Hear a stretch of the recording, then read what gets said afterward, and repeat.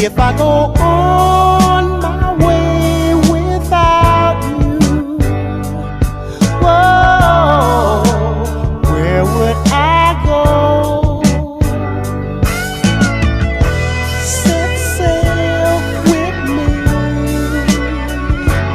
misty lady, set my spirit free.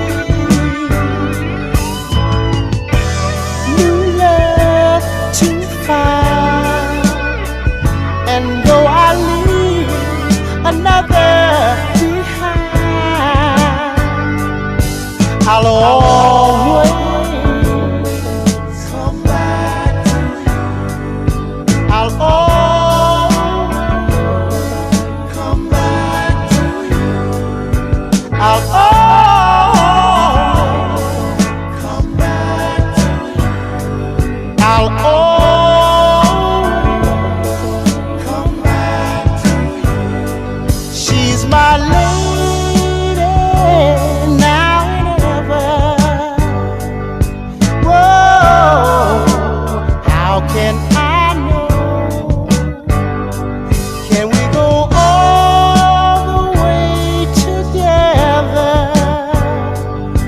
Whoa, let it be so.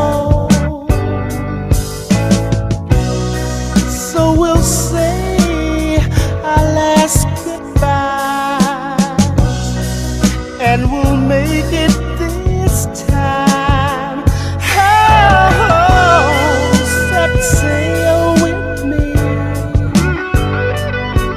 to a paradise out beyond the sea. Atlantis is back to you. I'll always come back to you. Atlantis is back to you. I'll always come back to you. Atlantis is back to you. I'll always come back to you. Atlantis is back to you. I'll always come back to you. Atlantis is back to you. I'll always come back to you. I'll always come back to you. I'll always come back to you.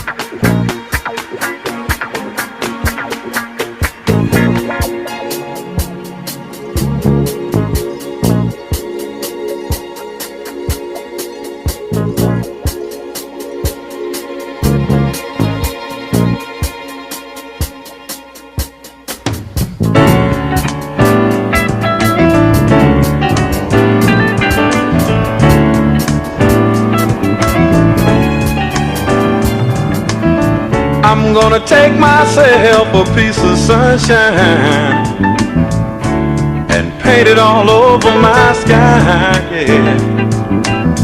Be no rain,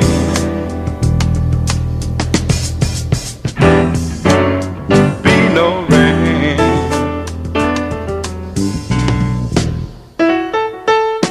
I'm gonna take the song from every bird and make them sing it just for me, yeah. Birds got something to teach us all about being free, yeah. Be no rain,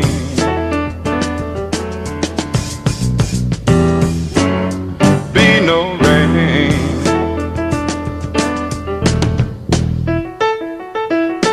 And I think I'll call it morning from now on.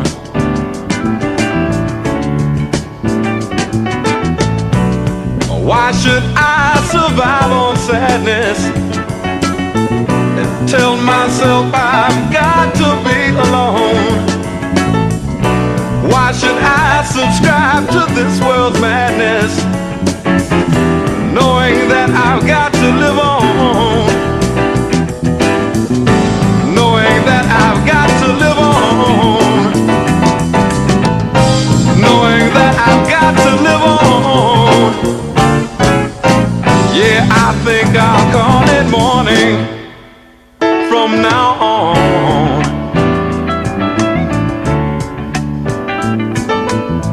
I'm gonna take myself a piece of sunshine and paint it all over my sky, yeah. Be no rain,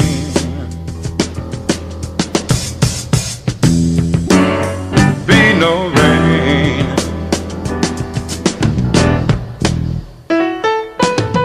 I'm gonna take the song from every bird and make them sing it just for me, yeah.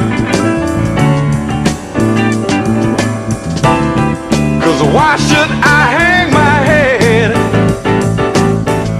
Why should I let tears fall from my eyes when I've seen everything there is to see?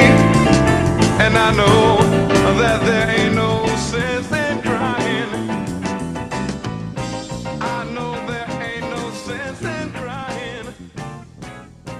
Yeah, I think I'll call it morning from now on, yeah. I'll call it morning from now on, yeah. Good morning from now on. Good morning from now on.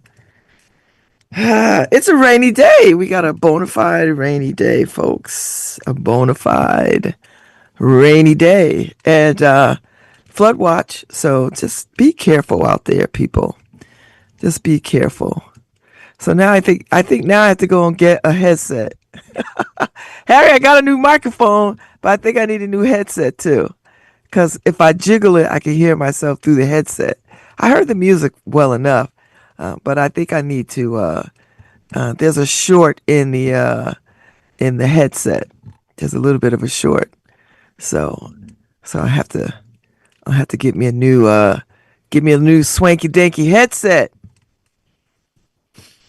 and let this go by the wayside. Thank you all for being up early. I'm Babz Rawls Ivy. This is LoveBabz Love Talk. And we are up early in the world, live streaming from 103.5 on across social media and New Haven Independent. So yeah, it's a rainy day. It's a duck duck. It's a quack quack duck duck waddle waddle kind of day. It's one of those days where you definitely need your galoshes. I've got like several pairs of galoshes. I'm a Delta, so I have a red pair, of course. And then I got a florally pair. So, anyway, I was up at court yesterday in Bridgeport Court doing one of these federal probation intake interview things. And they take at least 2 hours because they're long and thorough. And you just learn so much about people when you sit and listen to them and you direct questions at them. It was very interesting, but it was exhausting too. And by the time I got back to New Haven, all day yesterday, all day, I thought yesterday was Wednesday. All day. I'm messing around. I'm messing around. I'm like, oh, I got to go to the doctor. I got to go do this. I'm doing all these things. And it was Tuesday. Now, when I get off air this morning, I got to go have an MRI. At 8 o'clock, I got to get there at 8 o'clock. It starts at 8:30. They got to prep me. They got to, throw the contrast in my blood system. So, I can't eat or drink 4 hours. Like, I can't have anything to drink 4 hours before. So I should have got up at like 3 o'clock this morning and had some water, but I didn't do that. So I'm going in there dry. It'll take about 45 minutes and then I'll be on my merry way. I've done this before. So I had to do an MRI for some other thing, a contrast. So, and because I did an MRI contrast for something else, that's how they found this thing. Oh, the places we will go. The places we will go. So I got that to do. Yeah, I got to pair something with my Yeti mic. They got Yeti headsets. Oh, it sounds rough? Oh, boy. It sounds rough, or you saying it's rough because I got to get a new headset? No, this doesn't have a built-in microphone. This is just a standalone headset. It's plugged into the Yeti mic. I just need a new headset. That's all. Oh no, I'm not spending 159. I'm not trying to spend over $100 for some headsets. No sir. Oh, it's rough, that MRI process. Yeah, and then you got to get in that little coffin that takes your pictures. They tell you to breathe. They pour air on you, and then they tell you to breathe, hold your breath. They take the pictures, hold your breath, hold it, 10, 9, 8, 7, hold it for 3, hold it for 5. It's like a little tunnel that feels very coffinish. And they were like, are you claustrophobic? Not, no. Because I don't want that stuff they give you to relax you. Because I gotta drive. Like, I'm not gonna have people go with me. That's just too much. Don't be cheap on your money makers.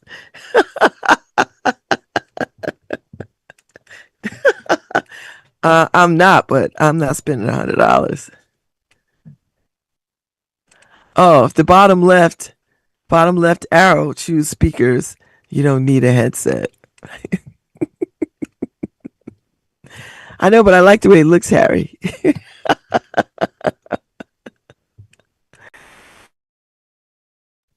I like the way it looks. So I don't need a headset. Where's the bottom left? I see the video, Harry, but I don't see I see the camera. I see the audio. Oh, at the audio. Go. Sorry. And let's see. And where am I going? Speakers. Yeti stereo microphone. Same as system. Okay. Okay. Choose speakers. Well, they got two kinds of speakers. They got same as the system. Oh, the system speakers, like that'll be the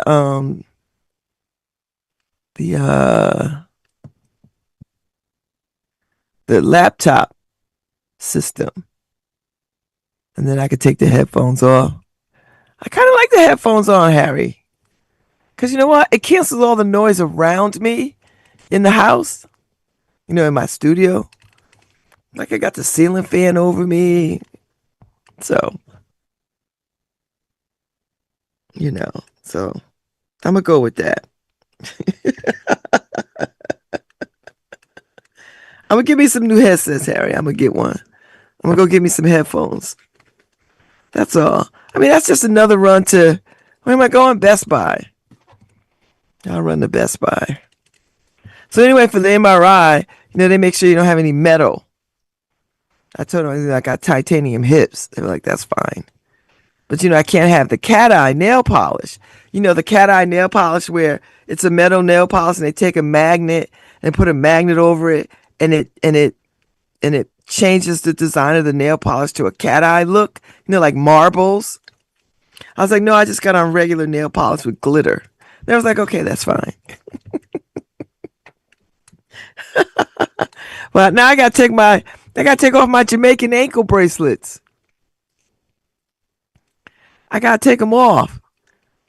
So I was like, all right, I'll take them off before I go. I don't want to be in there messing around with jewelry. Plus, it's early in the morning. I could just run, take them off. I might take myself to Barber's for breakfast. I might do that. And then go to the office. I got a project I need to work on. I got a couple of things I got to do today.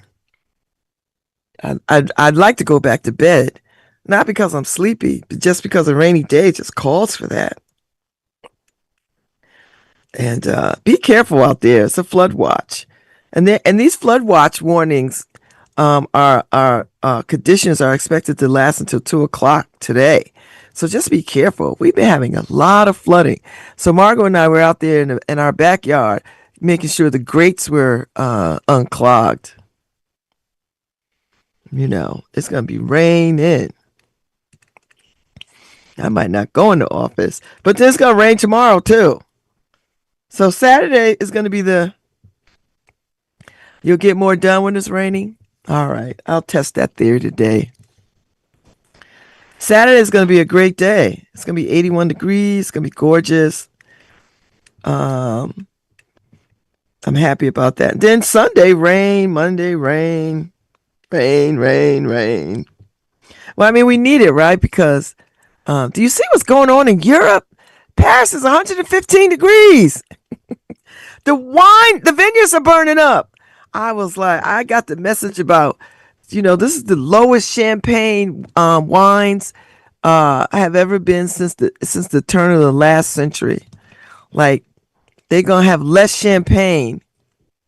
Can you imagine that? I'm gonna get my people together. We got to march on this. It's gonna be less champagne produced. It's hot in Europe.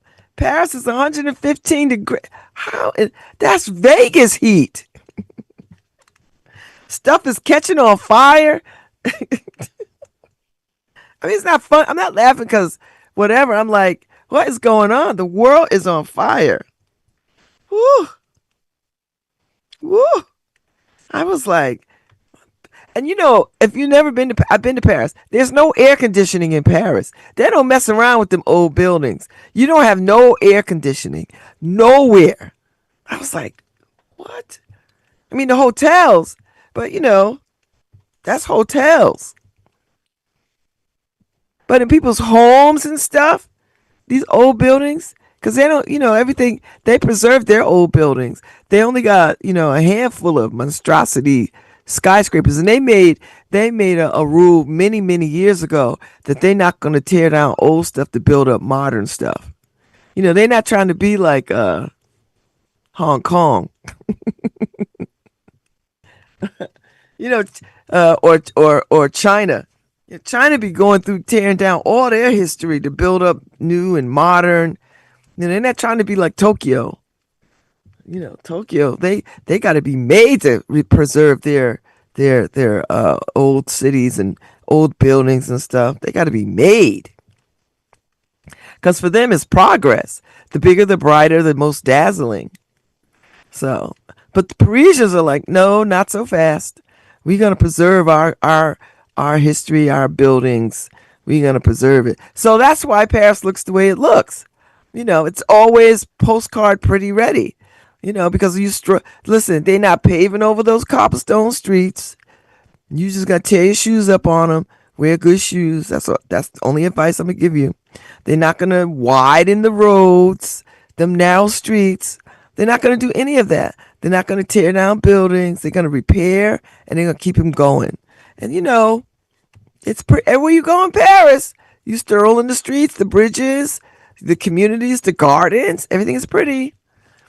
It looks like a postcard. So, but 114 degrees is Las Vegas heat. That's crazy. I don't know. What's the crime rate? When you that hot, you get mad, and when you get mad, you want to smack the crap out of people. So I wonder what the assault rate is like. Cause Jesus, I don't even want to know that kind of heat at all. And I like hot weather. Not 114 degrees though. Mm-mm. I get pissed off at like 98. You know what I mean? Like 85 is my breaking point. Seriously. I'm like, ooh, it's 85 degrees. Watch how you talk to me. you know, I might take you talking to me, sassy at 75 degrees. You know what I mean? But once you get past 85 and you're talking to me sassy, be careful. Be very, very careful. If it's 65 degrees, it'll roll off my back. Because I'm cool like that. I'm cool like that. I'm cool like that. I'm cool like that. But 85 degrees and you say that to me, be prepared.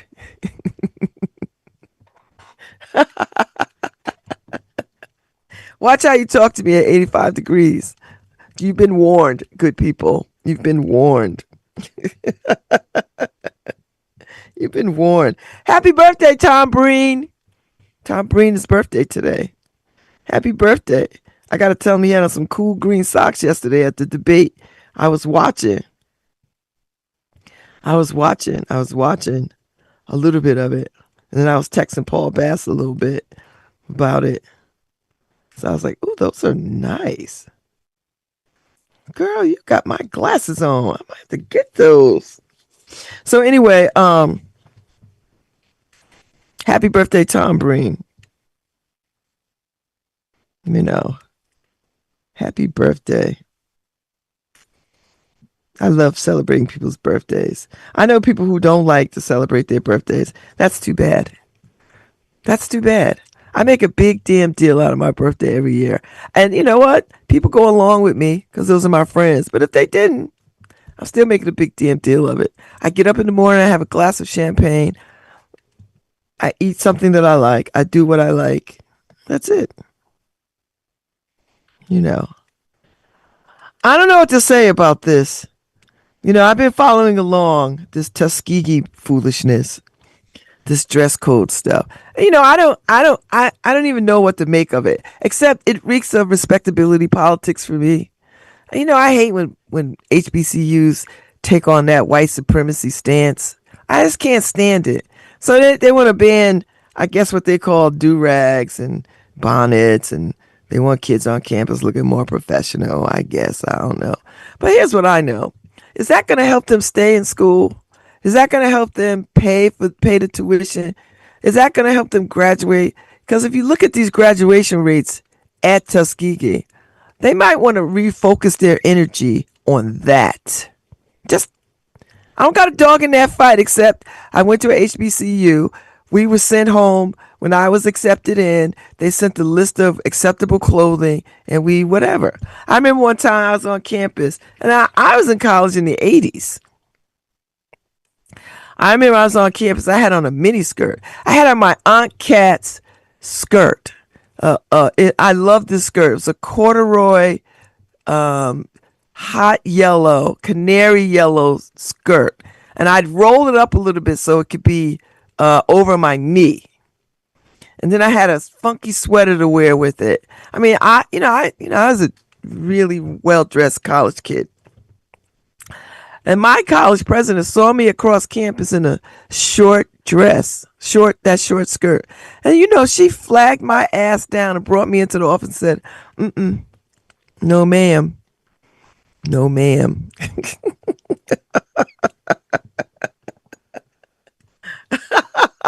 No, ma'am. I was like, okay. I unrolled my skirt, felt like I was in a parochial setting, and put that skirt at the knee. So like I crossed campus and I rolled it back up. But so, you know, that's just some old world stuff. But I don't know. I just feel like black kids, black college students, black kids in general, we are under siege in so many other places. Do we really need to be under siege at the places that are safe for us, like a HBCU? Come on. That's my take on this. That's my vibe. I was like, of all the things, and I didn't read all the articles. I just been watching the headlines. I should probably go and read their what they mean and all this other kind of stuff. But it just hit me. It just hit me like respectability politics. I'm not mad at Tuskegee. I'm on this. I'm not mad at the students. Like everybody's got, here's this is a teachable moment. That's what I'll say. This is a very teachable moment. They could get in a room and have a real conversation. This just sounds like a generational kind of vibe. Like, okay, what are you thinking when you see us? What do you think you see? And when the students get these kinds of policies leveled at them, what are they to think? See, and then you get in the room and you have these conversations. This you could get to resolution about that. Like let these young people say this is why we when we're on our campus, this is how we feel. This is what we want to do. This is how we dress in. We know if we show up to professional things, we know how to do that. Or maybe the school is not seeing that. I don't know. I didn't read their whole statement. I'm just saying I think we're missing the mark with these kinds of things. And we could use these moments to have a real conversation around perception. Perception. Because serial killers look professional. Like anybody could rapists look professional. Do you know what I mean? Like, what are we doing? Like, what's the thing? So, yeah, so young people are showing up to interviews in their pajamas. They don't know how to do it these days. Are they really showing up, Harry, in their pajamas? Because I'm in a class. I'm in an internship with all these young law students, way younger than me, and they look well coiffed and dressed well. So that's what I mean. I don't really know enough about this because I know when I went to college there was a dress code, and we just leaned into it. I tell you, my Mabel Parker McLean called me across campus. She was out in her office. She saw me walk across campus in a mini skirt. She was like, "Come here." I got in there. She was like, "No, ma'am." uh, so okay, Lo says she's not mad about no do rags and bonnets. You treat class as a show up moment. I hear that too. I hear that too. And you play how you practice. And the pajama thing is real. Okay, Harry, so Lo is on your side with this. Young people are showing up, in pajamas in ways they shouldn't. Okay, here's my point then. My point is this is a teachable moment. It is not let me slap them upside the head. It's a teachable moment. Now, the university, Tuskegee, has the right to say, this is the dress code moving forward, good people. Just like a job. Like you just can't show up at work any old kind of way. Although I've had this conversation in Soul Stitch, the very founder of Soul Stitch, we had this conversation about what people perceive as professional. And I've seen it in my professional life. I've seen people show up to work in clothes that I thought would only be appropriate in a nightclub.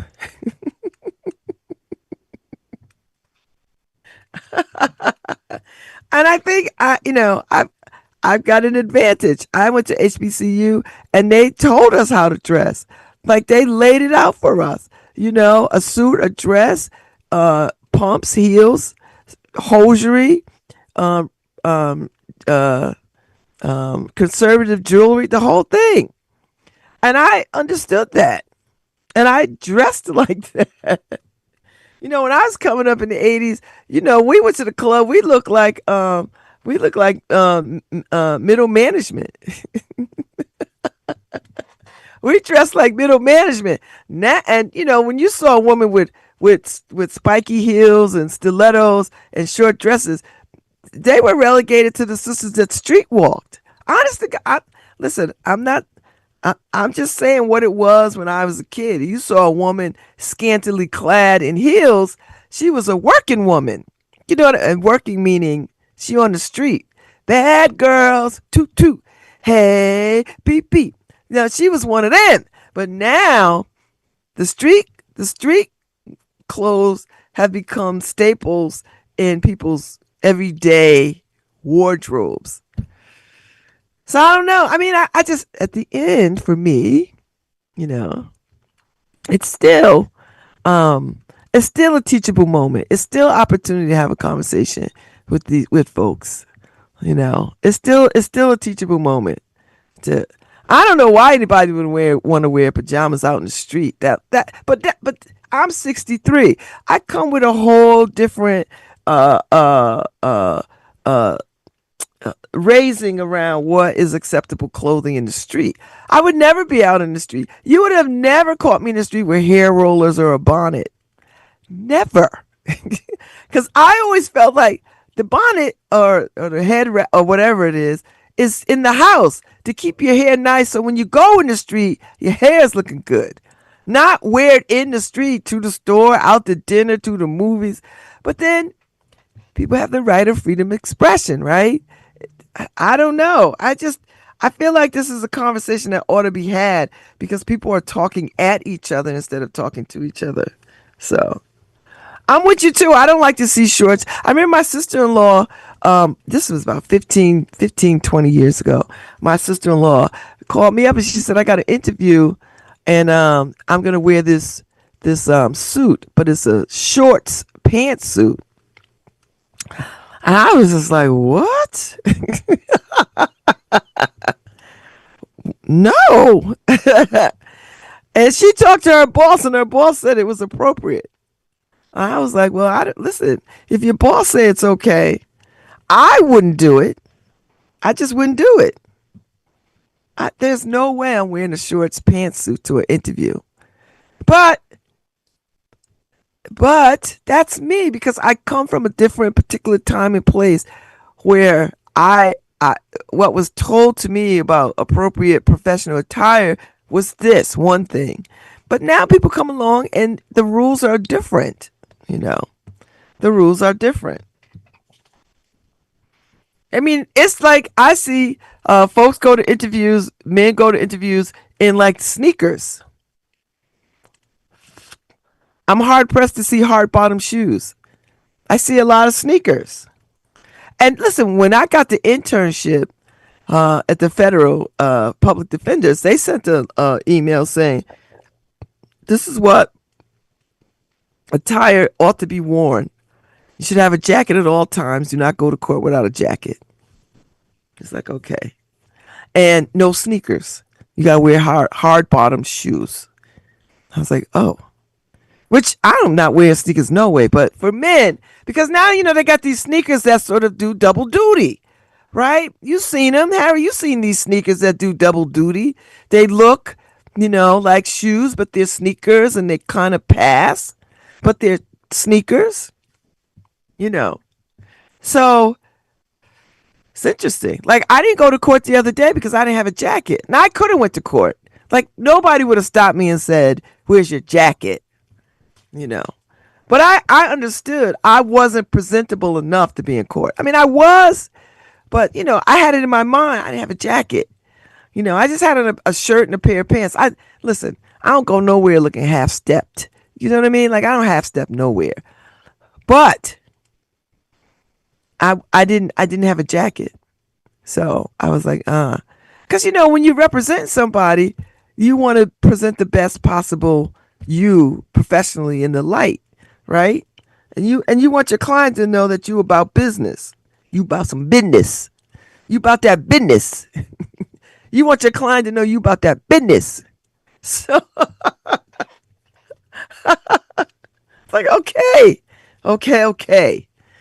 So I don't know. I still feel like it's a teachable moment because there's a lot of ways that this could have been handled a little differently, and the fact that I know it went viral because one, it's HBCU, and white folks never miss an opportunity to like call black people on the mat. And I know the kids are like feeling a little bit put upon. So I don't know. I think I just feel like this was a missed opportunity.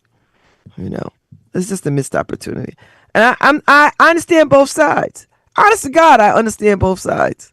I understand, but I think to Lo and Harry's point, we do have a problem with folks, young folks, not understanding what professional attire is. But I don't know, where would they get that information though? So at the collegiate level is a good place to get it because that's where I got it. I got it at the collegiate level. So, all right. But maybe that's something, but here we go.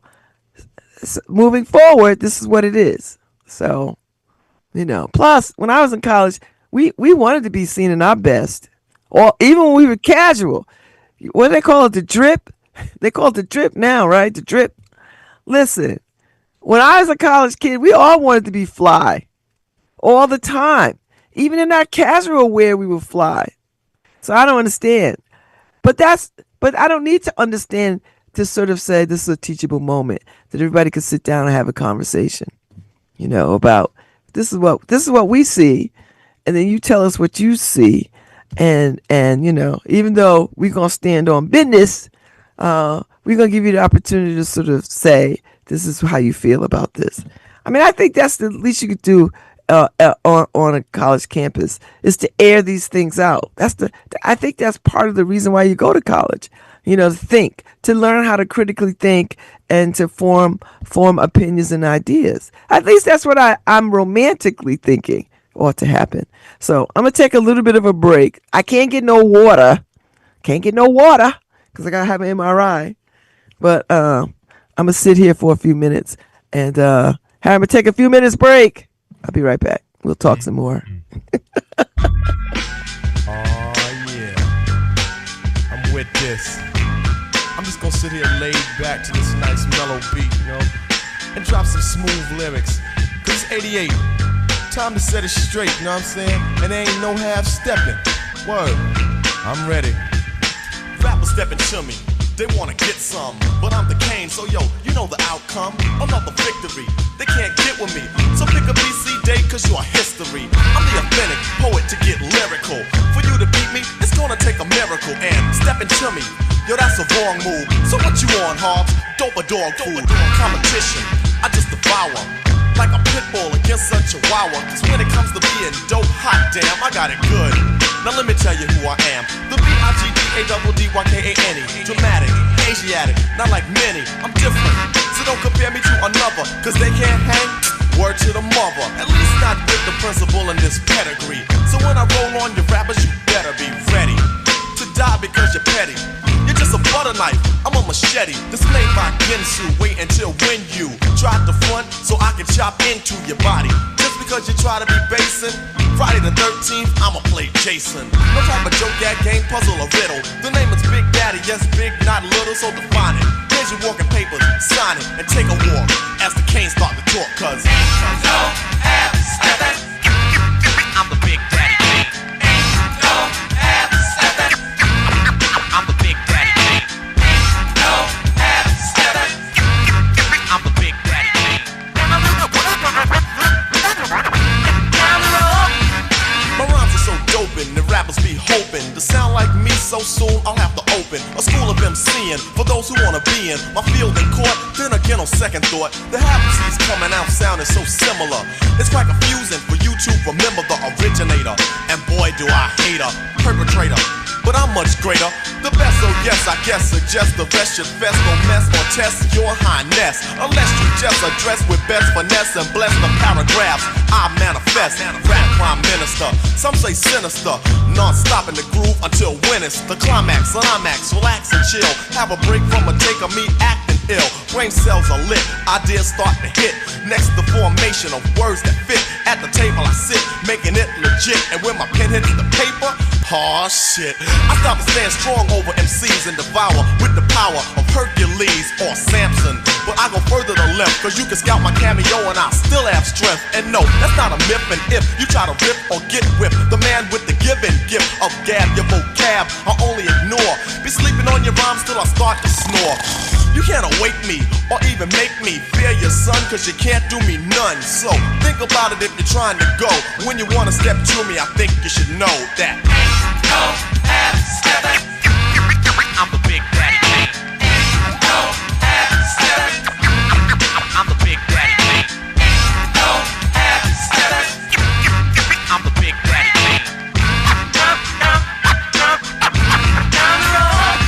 I appear right here and scare and dare a mere musketeer that would dare to compare. Put him in the rear, back there where he can't see clear. Get a beer idea or near steer. Yeah, sworn to be, wanna be competition. Trying to step to me, must be on a mission. Up on the stage is where I'ma get you at. You think I'm losing? Picture that. No half stepping. No half stepping. No half stepping. No half stepping. Mr. C, step to me.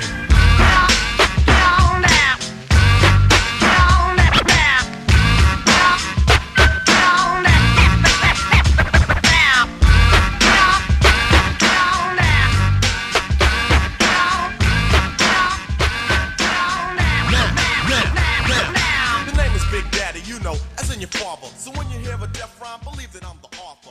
I grab the mic and make them seize, evaporate. Ain't no half stepping. That was good, Harry. So let me just say this about that whole Tuskegee thing. A lot of this to me is rooted in the white gaze. What is professionalism? Who gets to decide professionalism?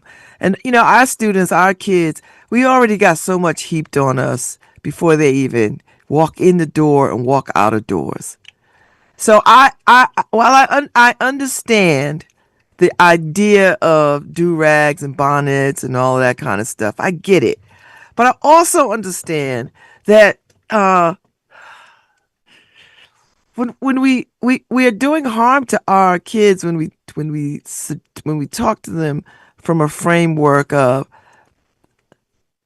they meaning the workforce, whoever they are in the workforce will perceive them as not professional, when we should be teaching them professionalism is not so much what you wear, but how you carry yourself. I mean, there's got to be some conversation around this in a real sort of way that sort of removes the white supremacy gaze out of this thing and have a real conversation about culture, professionalism, and how do we get to express ourselves in spaces that are supposed to be safe for us, So that's where I'm at. I can hear the arguments. I hear them. I know how I came up through an HBCU, and it has served me well. But this is a new day, and these young people are not interested in the white gaze in the way that my generation was interested in the white gaze. So we could be softer and gentler about having these conversations, and checking ourselves. Those that make the administrative policy, think about what it is you are actually saying to these young people in this moment. Think about what you're saying, I mean, once upon a time, an afro was unacceptable hair. Braids was unacceptable hair. And we've moved on from that, kinda, natural hair on a black woman was unacceptable. I came up in that moment. It had to be perm straight. You had to assimilate because that's what that was. But now I see sisters wearing their hair in all the glorious natural ways without a blink of an eye. And going into workspaces, I see them in the courtroom, I see them at the bank, I see them at the club, I see them on the street at the bus stop, I see them at the airport. Sisters are doing their thing. And so are brothers. So I mean, this is I don't want to double down on this like I'm right, So yeah, I mean, Harry, people are going to do their job, but that's the point. If you already do your job, what does it matter if you have an afro or braids or you got on Tim's or, you know what I mean? Like you got a tattoo. Like if you're already doing the work that you're hired to do. But that's not what we're talking about. What we're talking about is at a historically black college, the administration is saying X, Y, and Z. And for me, all I see is the white gaze. But I understand the white gaze. I want the administration to see that they can break the glass ceiling on the white gaze and move in a different direction and how they talk about professional attire. That's what I'm thinking about, you know. That's what I'm thinking about. And HBCUs ought to be a safe place for our kids. Otherwise, they'd be at private white institutions. And I'm going to tell you right now, they're not having these conversations in the private white institution. Them kids go to classes with orange hair, blue hair. They go to classes with all kinds of stuff on. And nobody's, the only thing they can't be wearing is like derogatory, like you can't come to class in a swastika t-shirt. You can't come to class with a hangman's noose shirt. Do you know what I mean? Like they draw the line on that kind of stuff. But everything else, fair game. You know. You know. So I'm just I just feel like, you know, everybody else brings their culture to the workplace. We can bring our culture to the workplace. You know. We bring our culture to the workplace. But that's not even what I'm talking about. I'm talking about safe spaces for black young people to be. And HBCUs are historically that.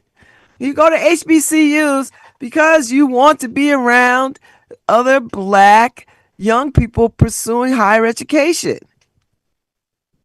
You want a piece of history and culture as you are learning new things. So when you're at a private white institution, you don't have to join the black student union. On an HBCU, it's just a student union. Because they're going to talk about the things that you want to talk about that are unique to your blackness. That's the power of an HBCU, right? So, I think this is the right moment to be having these conversations. I think Tuskegee needs to, the administration needs to like think long and hard about what lens are they looking through professionalism through. What are they doing?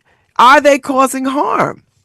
I know causing harm is like catchphrase and all this other kind of stuff, but if we love our students and we love them and we want them to be in this space, then we owe it to them to have a conversation about this is how we see professionalism. And join us. I mean, I know you got a student government president and a whole cabinet. Start there, have a conversation with them, and then have a bigger conversation when you start hammering out policy. So I just think this is where I'm at. It was a missed opportunity for everybody to sort of get contemplative and discerning about the lens in which they are making these policies. Because for me, that's the heart of it. What lens are you looking through when you say this, that, and the other thing? And if you can examine that and sort of say, oh, my bad, I'm looking at this through the lens of white supremacy. I'm doing the work of white supremacy when I'm telling our kids in safe spaces that we no longer want you to operate in clothing that you find safe.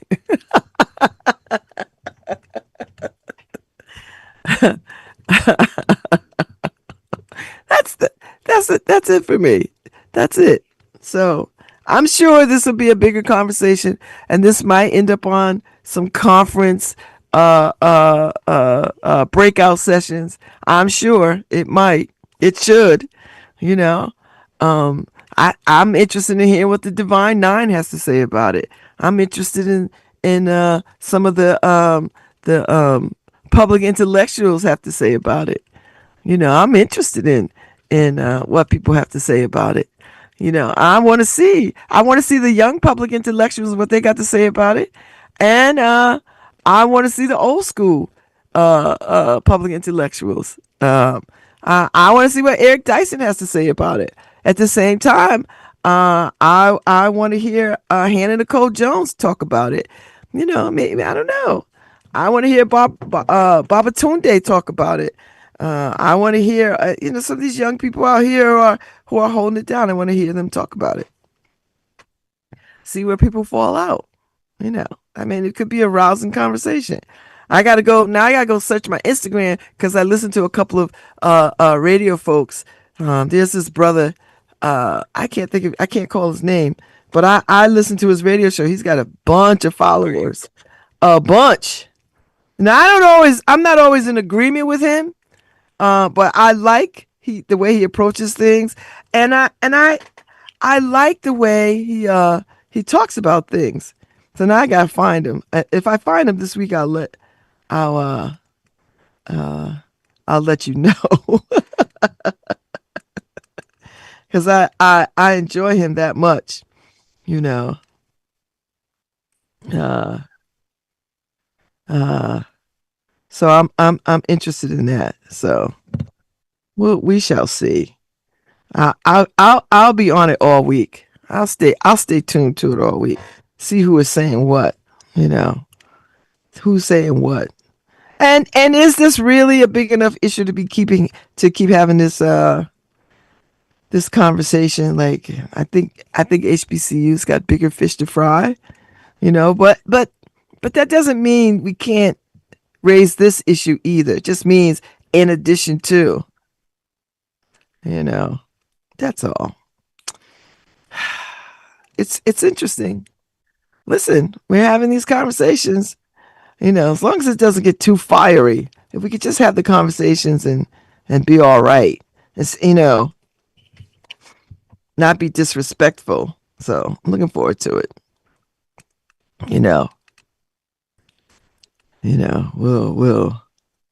We'll see. So yeah. All right. I'll keep that in mind. So wow. There's a lot of stuff that's going on. That's this, I tell you what is this, and I probably will talk about this later in the week. There's a lot of lynchings that have been going on of black children, and they've been yeah, I saw the Howard spots at Howard. I did. I saw that.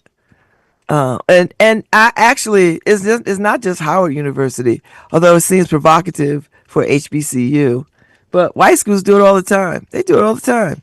White schools do it all the time. Princeton, Harvard, Yale, they all do it. They just don't get the smoke.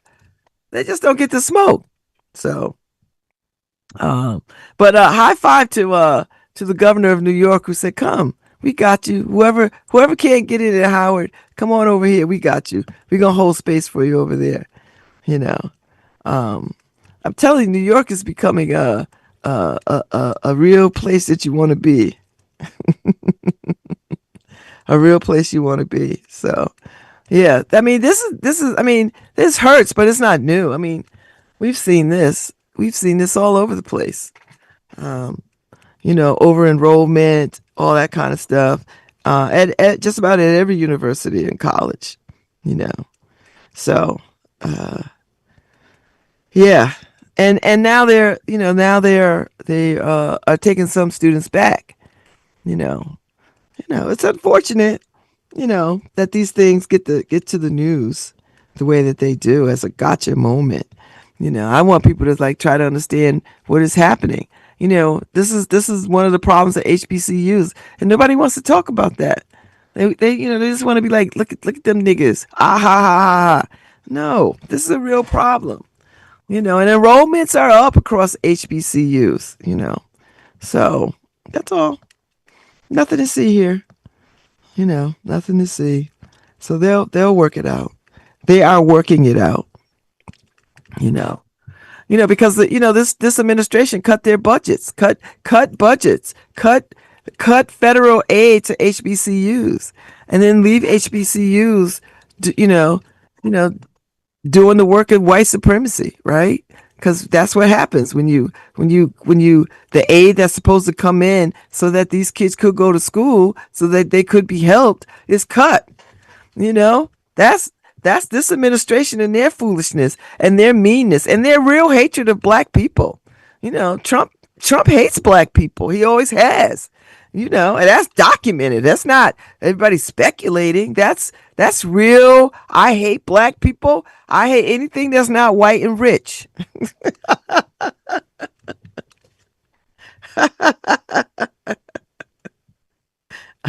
That's not even news.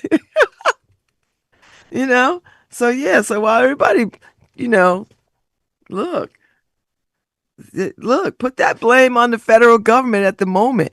They pull the rug out from kids all the time.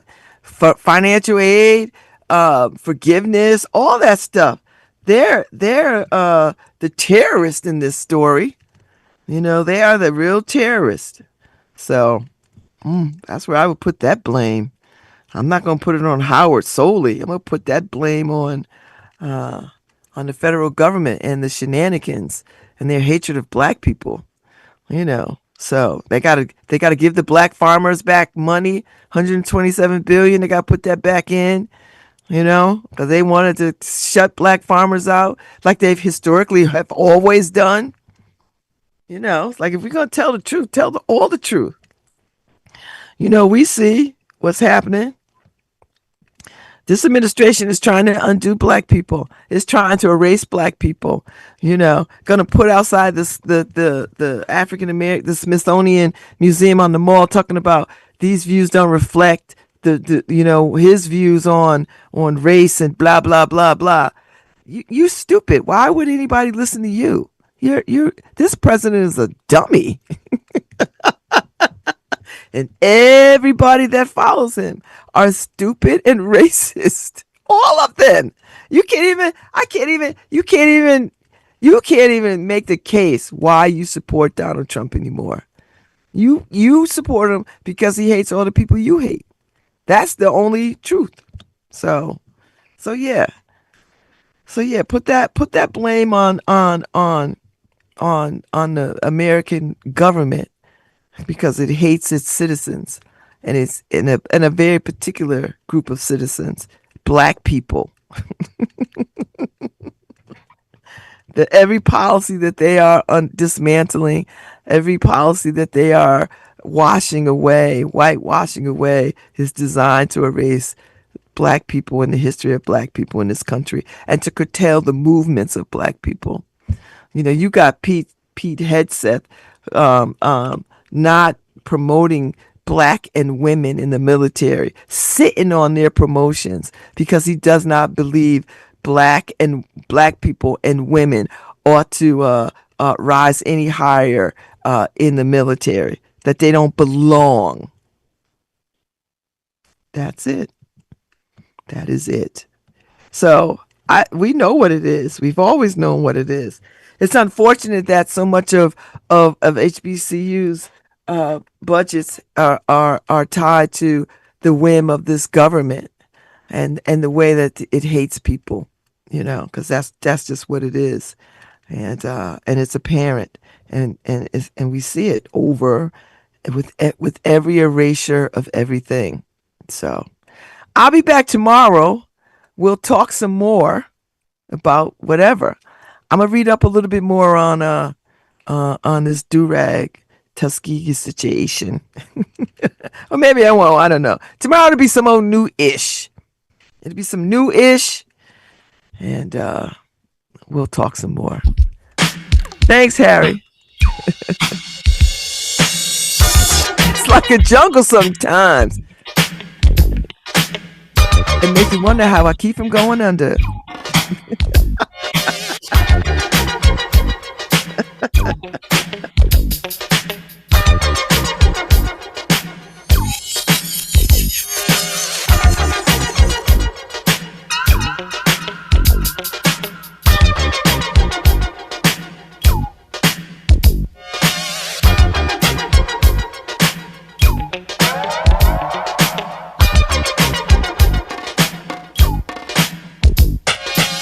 It's like a jungle sometimes. It makes me wonder how I keep from going under.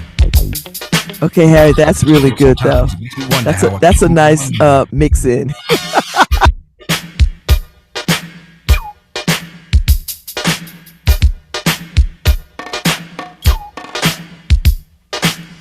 Broken glass everywhere, people pissing on the stage, you know they just don't care. I can't take the smell, can't take the noise, got no money to move out, I guess I got no choice. Rats in the front room, roaches in the back, junkies in the alley with the baseball bat. I tried to get away, but I couldn't get far, cause a man with a tow truck repossessed my car. Don't push me, cause I'm close to the edge. I'm trying not to lose my head. It's like a jungle sometimes, it makes me wonder how I keep from going under. Standing on the front stoop, hanging out the window, watching all the cars go by, roaring as the breezes blow. A crazy lady living in a bag, eating out of garbage pails, used to be a fag hag, such a dance to tango, skipped the life and dango. A zircon princess seemed to lost her senses, down at the peep show, watching all the creeps, so she could tell her stories to the girls back home. She went to the city and got so did it. She had to get a pimp, she couldn't make it on her own. Don't push me, cause I'm close to the edge. I'm trying not to lose my head.